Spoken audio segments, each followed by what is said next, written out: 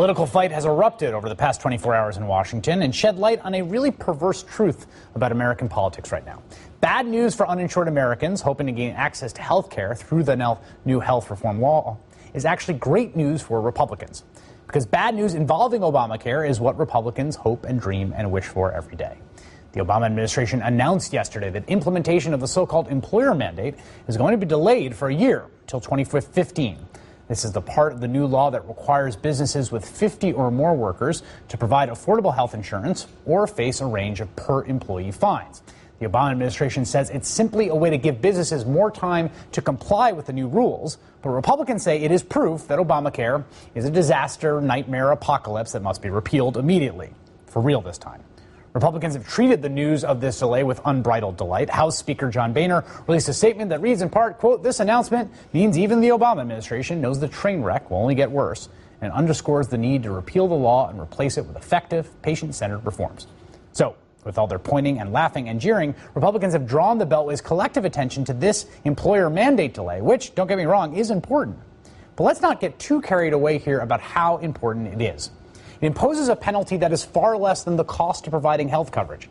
And since most big companies already provide insurance benefits, it's one that only affects about 5 or 6% of workers at businesses with more than 50 people. Joining me now is Avik Roy, Senior Fellow at the Manhattan Institute, former member of Mitt Romney's Healthcare Policy Advisory Group, Joan Walsh, Editor-at-Large for Salon and author of the book, What's the Matter with White People? And Congressman Jerry Nadler, Democrat from New York. So this news, I'm of two minds about it. At one level, the actual news part of it, which is what this means for people who are sick and want to get health insurance, doesn't seem like a huge deal, right? Are we sort of in agreement about that aspect of it? It is not, and it's even less of a deal because of what you didn't say. It affects very few people because 95% of firms with more than 50 people give health care now. And the employees of large firms that don't will be able, starting in October, to sign up for health care on the exchanges with subsidies from the federal government if they make less than $94,000. And Avik, I mean, the employer mandate has never been a super popular idea among healthcare wonks to begin with. I mean, I would say in a bipartisan fashion. And this one particularly, because the penalty was always going to be less than one would pay to give someone health insurance, never seemed like it was going to do that much in either direction. Yeah, so I'm with Ezra Klein on this. I mean, he wrote in 2009 that it was the worst idea in healthcare reform, and I'm with him. I mean, it artificially increases the cost of labor, which decreases the incentive for low-wage income people to get hired. High-wage people, it doesn't matter because they're still going to get employer-sponsored coverage, but it's low-wage individuals who are going to get harmed by this, and it doesn't affect the actual coverage expansion of the law. It does in certain CBO models. It's one of the. Why is it in there?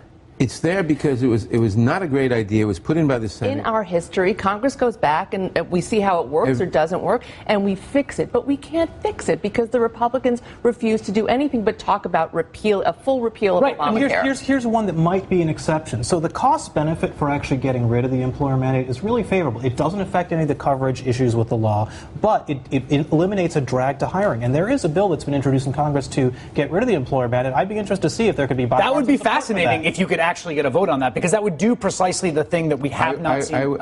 Without knowing anything about this bill, which doesn't augur well, let me just say. Without having heard of this bill, I would almost guarantee that the Republican leadership will not allow it to see the light of day. Part of this are also the optics of this. Congressman, I'll say this to you. I mean, the most cynical way of viewing the announcement by the White House yesterday, which was an announcement while the president's flying back from his Africa trip. There's a posting on the treasury.gov that basically, okay, big employers were ticked off about the reporting requirements that this would impose on them, and they lobbied behind the scenes and they got their way. And there's a little bit of a feeling of, well, that doesn't quite seem the way that this whole rollout should go, which is that if you're big enough and powerful enough and you're ticked off by having to implement Obamacare. I don't think it's the bigger employers, it's the medium-sized.